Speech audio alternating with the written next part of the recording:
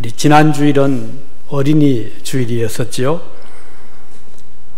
그날 드렸던 말씀은 마땅히 행할 길을 가르치라, 이 말씀을 드리면서 자녀를 기르는 부모로서 어떻게 자녀들을 양육할 것인가 한 3가지 점을 지적을 했습니다. 첫째는 자녀들에게 하나님 말씀을 가르치라 하는 것이고, 두 번째는 그 말씀을 이론적으로뿐 아니라 실제적으로 어떻게 지킬 것인가를 가르치라 하는 것, 적용이죠. 세 번째는 부모님이 실천적인 삶을 삶으로써 자녀들이 그 부모님의 삶을 보고 거기서 하나님의 은혜를 같이 나누는 그런 부모가 되기를 말씀을 드렸습니다.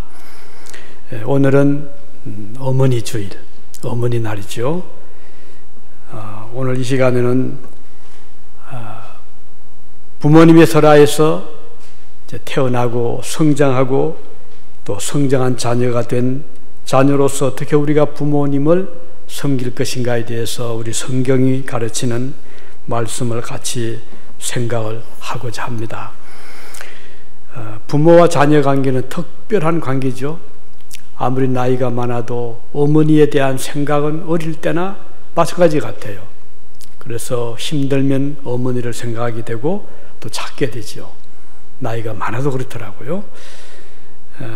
얼마 전에 어느 콘서트에서 어떤 그 부모님 은혜를 표현한 그런 노래를 부르는데 그 가사가 참 의미가 깊더라고요. 아마 그 당시는 그랬던 모양이죠.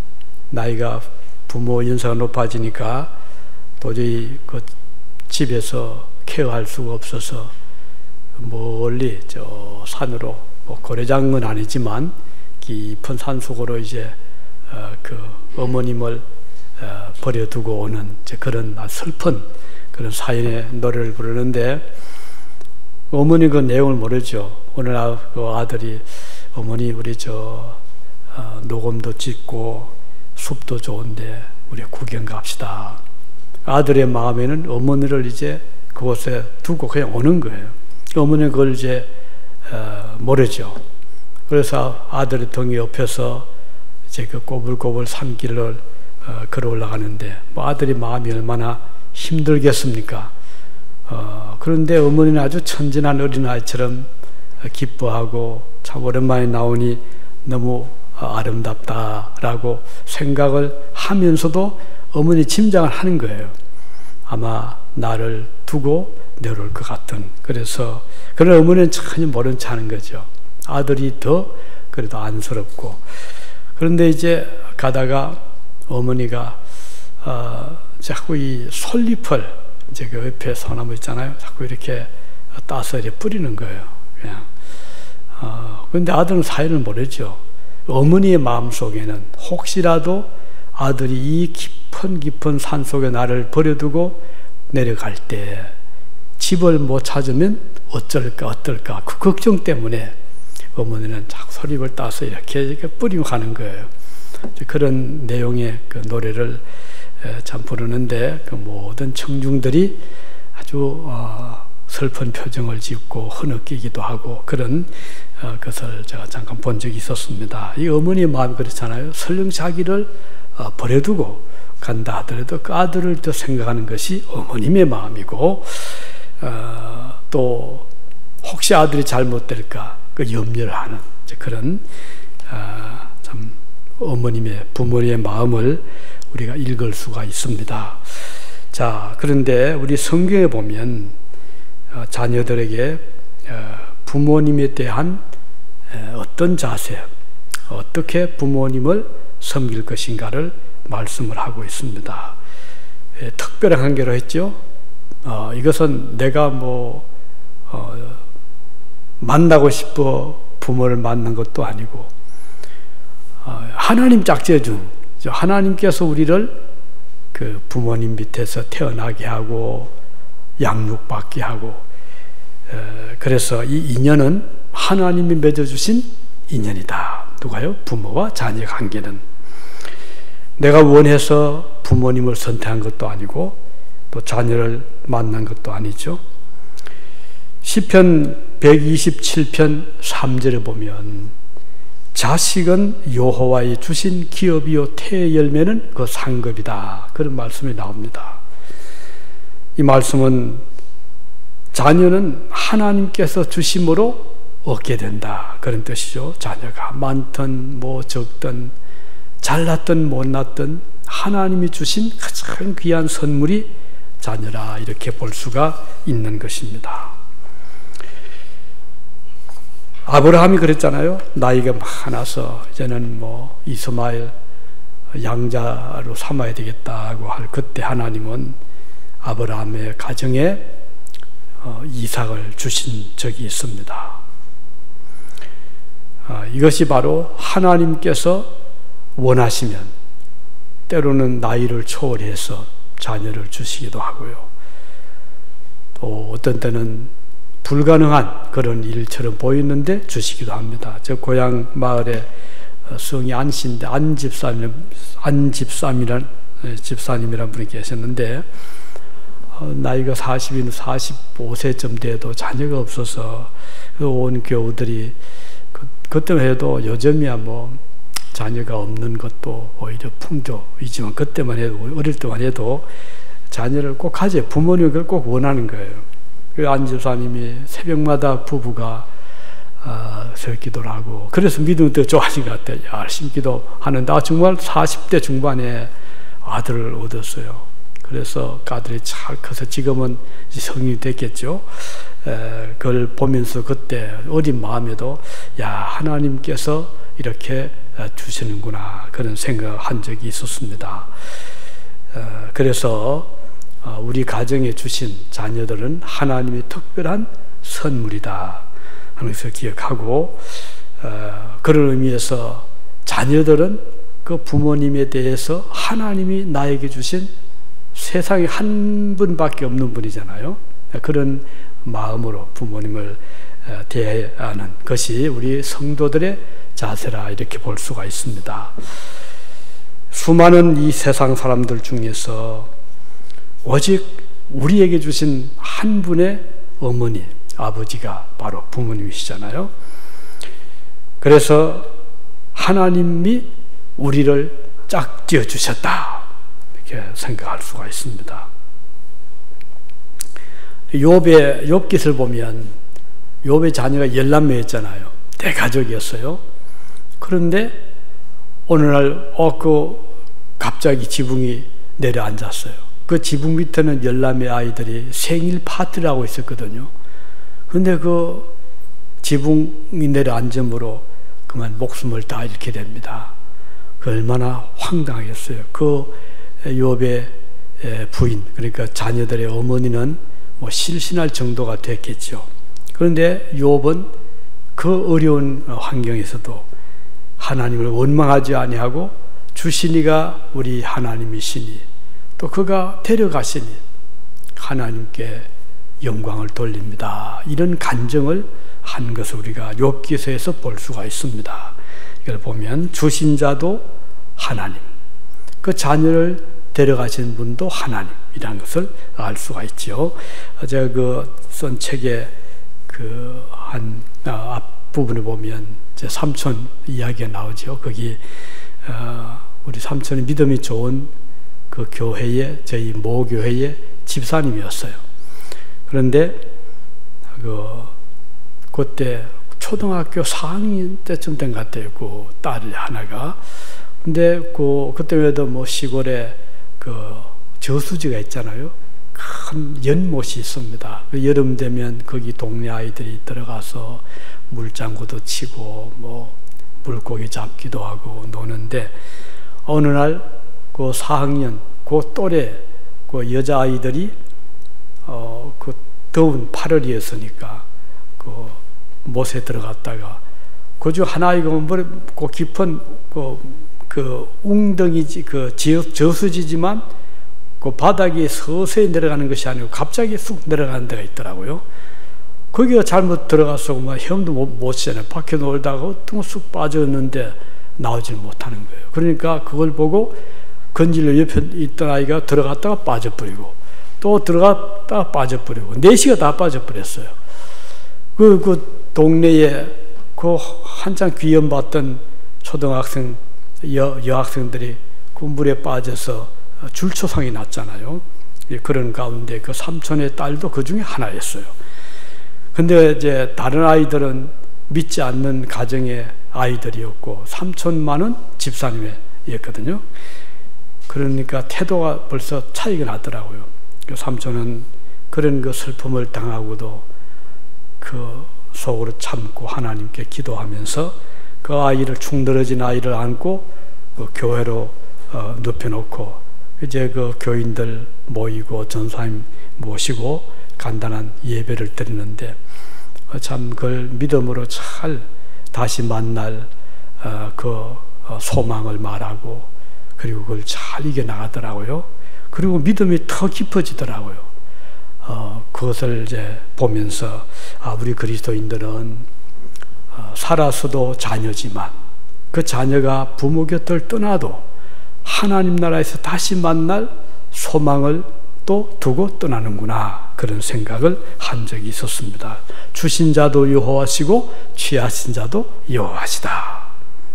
또 부모님도 그렇잖아요. 자녀 입장에서 부모님이 곁에 계시다가 세상을 떠나면 완전히 사라지는 것이 아니잖아요. 다시 만날, 천국에서 다시 만날 그 날을 소망하잖아요. 그런 의미에서 부모와 자녀 관계는 영원한 관계다. 천국에 들어가서도 다시 만날 수 있기 때문에 그런 것입니다. 자녀 입장에서 보면 부모를 주신 분도 하나님이시고 또 부모 입장에서 자녀를 주신 분도 하나님이시라는 것이죠. 자, 그러면 오늘 본문에서 이 약속 있는 첫 계명이 뭔가, 하나님이 부모와 자녀 관계에서 계명으로 주셨는데 그 계명이 뭔가, 약속, 어떤 약속인가, 어떤 계명을 주셨는가. 부모에게 자녀는 순종해라 그랬습니다. 오베이라 말이죠. 말씀을 들으라 이 말씀이죠. 사실 부모는 모든 면에서 자녀보다가 경험이 많잖아요. 이 세상의 경험도 많고 또 실패의 경험도 있고 성공의 경험도 있고 또 성장 과정의 경험도 다 겪은 분이기 때문에 사실은 가장 좋은 스승이 부모님이 아니겠어요? 그래서 유대인들은 그 어머니의 품 안에 그 자녀를 교육시키는 것을 아주 중요하게 생각을 하는 것이고, 그래서 부모는 나의 삶의 인생의 스승이기도 하고 선배이기도 하고 또 안내자가 되기도 하는 것이죠. 그래서 부모님은 자녀가 잘 안전한 길로 좋은 삶을 살기를 다 바라는 것이고, 부모 당대는 좀 고생스럽고 힘들더라도 다음의 세대만은 나의 자녀 그리고 후손들만은 좀 더 좋은 삶을 살기를 바라는 것이 부모님의 한결같은 마음인 것입니다. 그래서 부모가 자녀에게 무엇을 말할 때는 그 유익을 위해서 말을 하잖아요. 그 자녀는 그것을 잘 받아들이고 순종하게 되면 그것이 아름다운 것이고 하나님 기뻐하시는 것이고 또 자녀에게도 복이 되는 것입니다. 이 순종하라는 이 말씀의 뜻은, 그것은 말씀을 잘 듣는다 그런 의미가 있고 또 복종한다, 오베이, 그런 뜻도 있습니다. 듣고 따른다는 뜻도 있는 것이죠. 그러니까 그냥 참고사항으로 듣는 데 그치는 것이 아니고 그것을 액션으로, 행동으로 옮기는 것을 순종이다 이렇게 말하는 것입니다.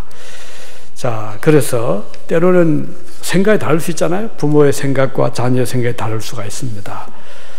때로는 좀 자녀 생각에 이 살이 맞지 않는 것처럼 또는 이 시대에 맞지 않는 것처럼 들려질 수도 있을 것입니다. 다시 말하면 뭐 아날로그 시대와 디지털 시대 이렇게 구분이 될 수도 있겠죠. 그런 때 순종하기는 쉽지 않은 것입니다. 그럼에도 불구하고 바울은 성도들에게 자녀들아 내 부모를 순종하라 이렇게 말씀합니다. 부모의 말에 귀를 기울여주고 또 그 말을 따르라 이런 뜻이 되겠죠. 때로는 좀 들을 만한 가치가 없는 것처럼 보이더라도 자녀 입장에서는 그 말씀을 존중하는 의미도 있는 것입니다. 자, 우리가 예수님의 삶을 보면 우리 주님이 태어나서 한 30세가 될 때까지 부모님과 같이 살았잖아요. 그 아버지가 직업이 목수였어요.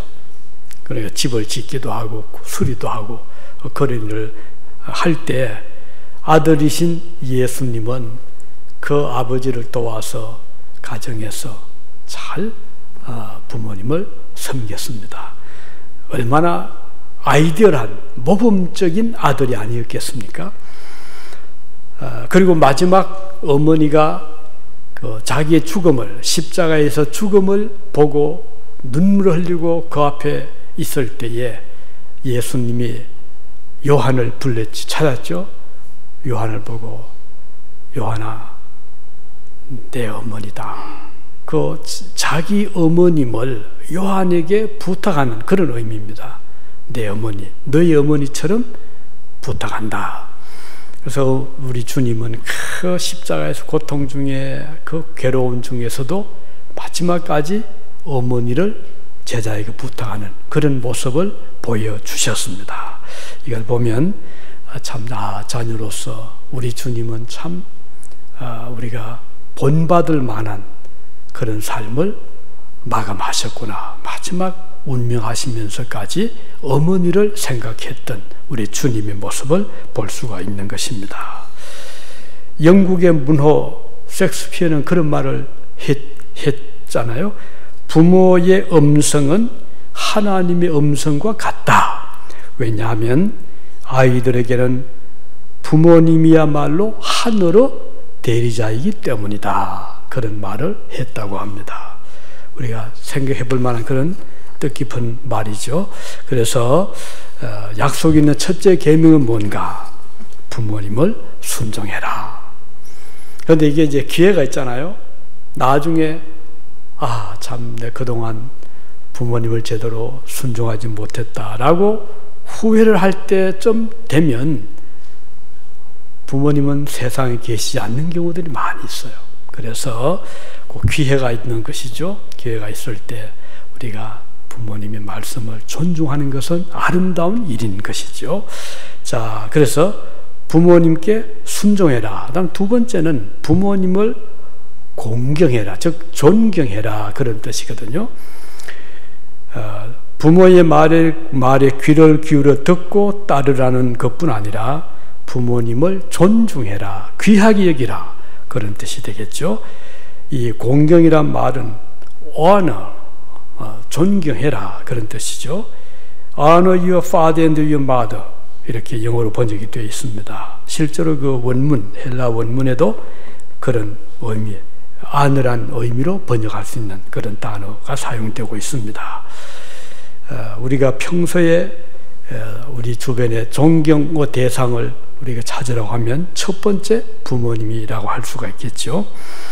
왜냐하면 우리의 어린 그 어려운 시절을 부모님은 책임을 지고 우리를 길러 주셨기 때문이고, 요즘은 워낙 시대가 편한 시대가 돼서 그 부모님이 역할을 크게 해도 많은 그런 도움이 있잖아요.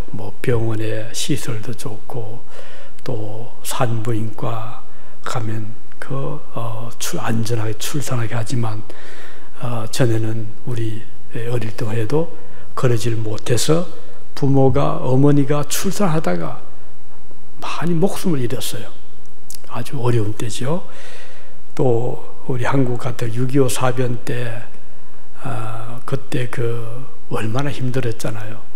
피난을 가야 하는데 그 아기를 가진 부모의 어머니의 그 고생, 또 어린 아이를 품에 안고 전쟁을 겪어야 했던 그 시절, 그런데 그 시절들을 우리의 부모님들은 잘 감내해 주셨던 것입니다. 목숨을 걸고 자녀를 지켜주신 분이 바로 부모님이신 것입니다. 그래서 우리는 그분들의 수고, 노고, 고생을 생각하면 우리가 평생 존경하고 공경해도 모자랄 뿐인 것이죠. 그래서 또 부모님은 한없이 우리 곁에 계시는 것도 아니잖아요. 부모님 살아생전에 섬길 일을 다하여라. 지나간 후면 애달떠 의하리. 길제 우리 시조를 생각할 수가 있죠. 자, 이렇게 해서 우리 그리스도인들은 부모님을 존경하는 자세, 공경하는 자세, 존중하는 자세를 가져야 되겠습니다. 그런 말이 옛말이에요. 그런 말 있죠. 자녀를 향한 어머님의 사랑은 늙지도 병들지도 않는다. 그런 말이 있습니다. 그렇죠? 부모님의 사랑은, 자녀에 대한 부모님의 사랑은 늙어가는 법이 없다는 것이죠. 병드는 법이 없다. 한결같다 이 말이죠. 날이 좋을 때나 굳을 때나, 어머님이 건강할 때나 약할 때나, 자녀에 대한 애틋한 부모의 심정은 변함이 없다. 늙지도 않고 병들지도 않는다. 그런 뜻이 되겠습니다. 자, 그래서 우리가 자녀로서 부모님을 대할 때 존경하는 자세, 공경하는 자세, 이것은 아주 아름다운 하나님의 명령인 것입니다. 우리 한국은 전통적으로 부모님에 대한 그런 아주 좋은 전통이 있잖아요. 그래서 집에 끝까지 모시고 부모님이 기동이 시원찮아도 알아 누워도 마지막 운명할 때까지 부모님을 잘 모시는 것이 우리 한국의 전통적인 모습입니다. 제가 인천에 목회할 때 경찰관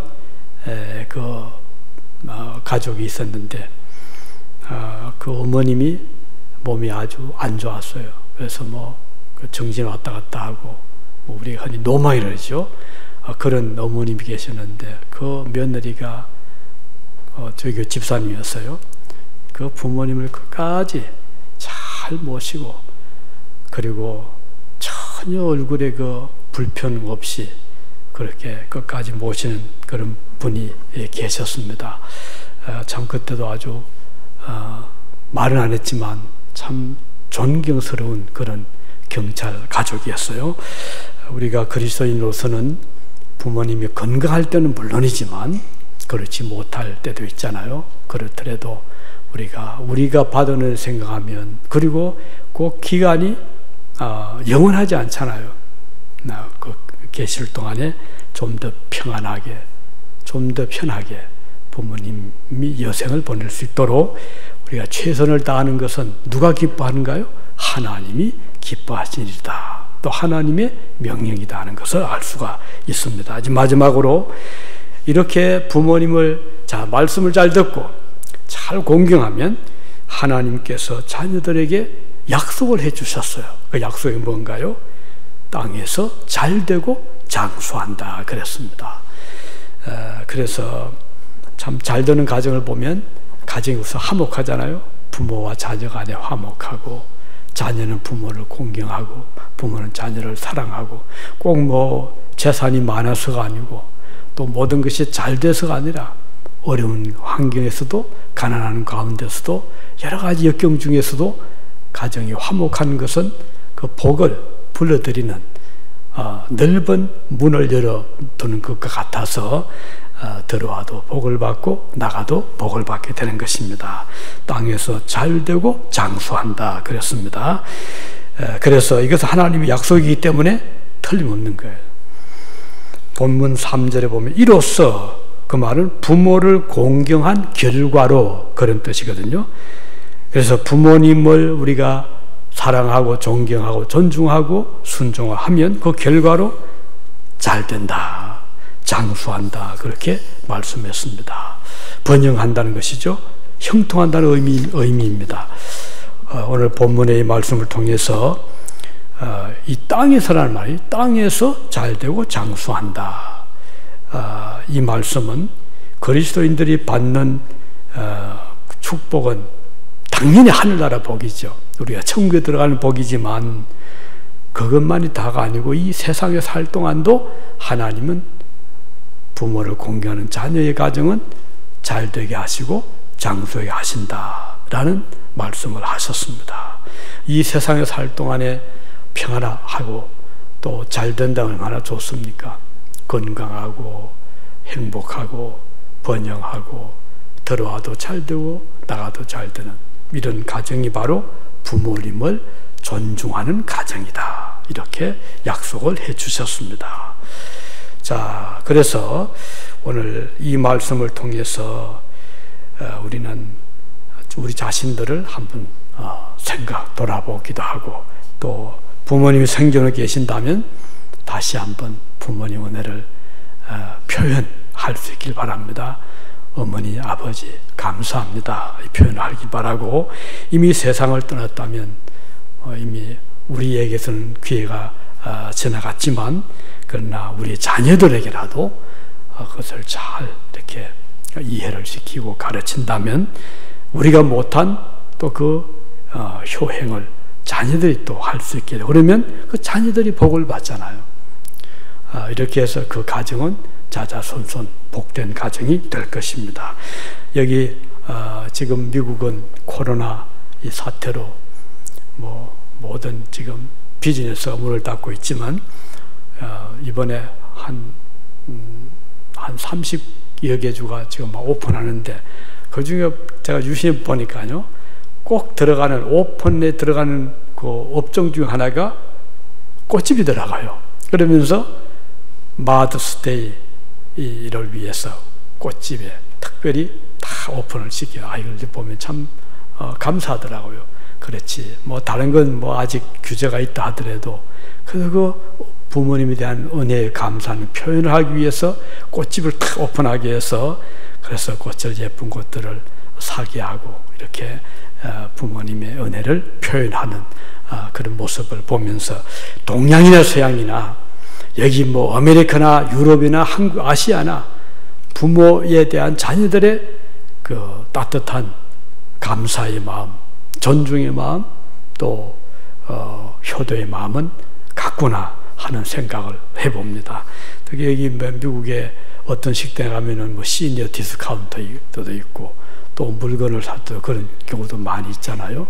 또 이 매년 시에서 그 쿠폰이 오더라고요. 60세가 넘어가 이러니까 큰 액수는 아니지만 그 여러 장 하나에 한 3불 정도짜리 해서 그 몇 장씩 보내요. 거의 뭔 관이 이래 가지고 농장에 가면 그 농산물을 그걸 살 수 있는 거예요.